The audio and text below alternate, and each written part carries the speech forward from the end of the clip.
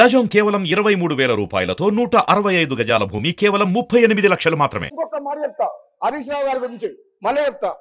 మొన్న సభలో కూడా చెప్పినా, మళ్ళీ చెప్తున్నా, ఈయనకు మేనమా సాలు వచ్చింది అంటే కేసీఆర్ గారికి జుట్లకెళ్ళి వెళ్ళిండు, అబద్ధాలు అడుట్లా జుట్లకెళ్ళి వెళ్ళిండు, మావని మించిన అల్లుడు, నిజాల్ని అబద్ధాలు చేస్తుట్లా ప్రతి మాట అబద్ధమే. అధ్యక్ష 10 ఏళ్ల పాటు ప్రాజెక్టుల పేరు మీద, రీడిజైన్ పేరు మీద కాంట్రాక్టులు వాళ్ళ ఇష్టం నుంచి వచ్చి 1,00,000 కోట్ల అప్పులు చేసిన చరిత్ర వాళ్ళది.